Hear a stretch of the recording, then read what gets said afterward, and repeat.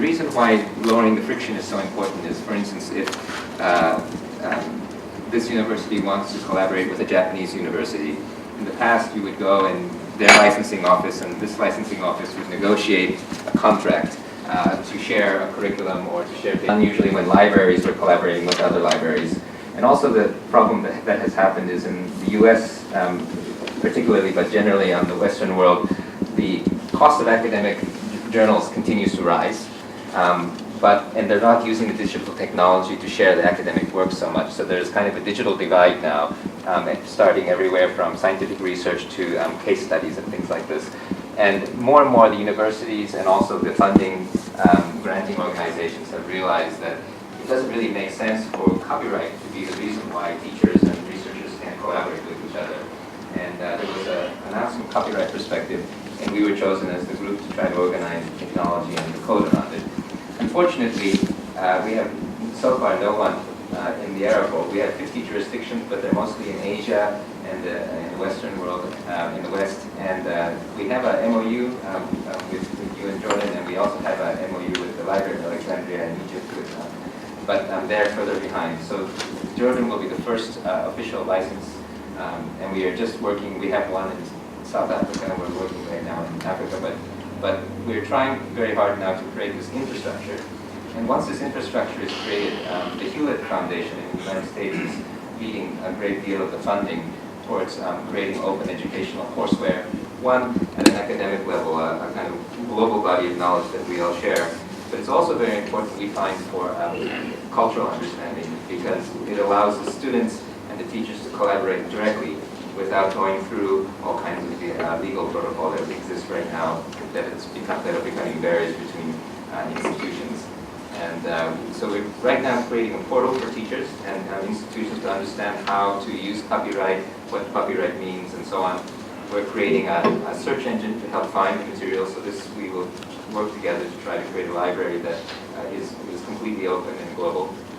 And we are also doing a paper and a survey of all of the institutions around the world and how much open material they're creating. And we plan to work very closely on this project. Well, I heard you mention Jordan and Egypt. We are always interested in an Arab region approach. So the agreement will cover the Arab region so that we don't, because of the Arabic language. Yes. We have an interesting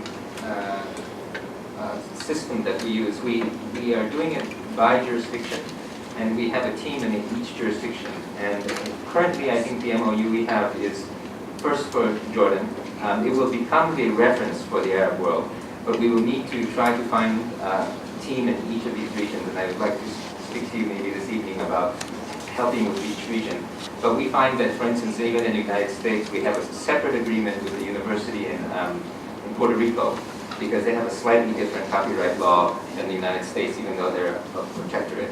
And similarly, we have a Hong Kong team and we have a Taiwanese team, because we find that we need very much to negotiate with the local institutions, and there's a lot of local nuance. And I know you have a very broad coverage of it. We are in every country. Yes, so we would okay. Like help very much. Fine. Thank you very much. Do we have any discussion on the subject, or shall we move? Okay? All right. Provost?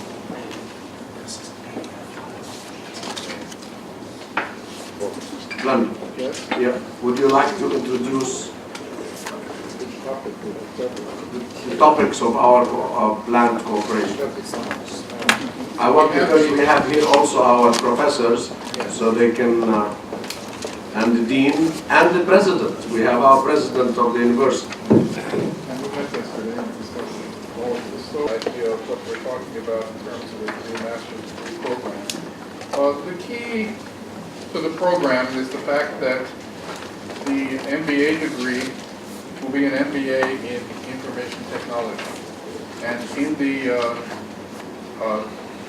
COD-CB program for the MBA, there is a track, an optional track that will contain the information technology component, and that component will actually be taught in the United States at the Naval Postgraduate School. As part of, we have several information technology programs, but the one that seemed to fit and had the most flexibility is the one in a department that we call information sciences.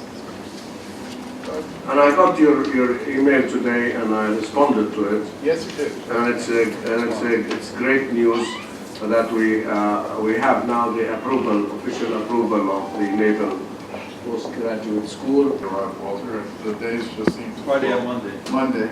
Friday. In our discussions at the U.S. Embassy, there was a push by the ambassador and the defense attaché to become more involved with initially with the Jordan Armed Forces, the JAF, to see if there weren't some specialized tracks in information science that might fit the development of Jordanian military officers.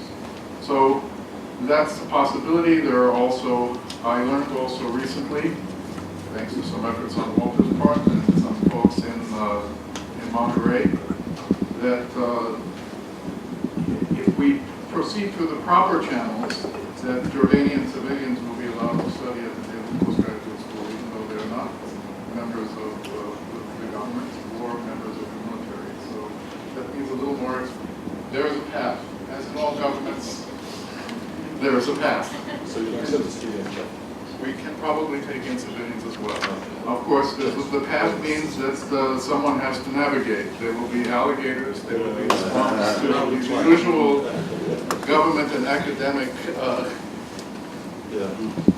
speed bumps. But I think the quality is good. Our plan at the moment is to send someone, probably the chairman of the Information Sciences Department. It's the Jordanian. Jordanian Armed Forces. Yes. I thought I was the only one here who would not know that, but Edward and I didn't know this. So the document contains recommended courses, recommended hours of study. There are some issues on, depending on who the students are, how they actually have to enroll in the Naval Postgraduate School. There are even government agreements on what tuition levels are.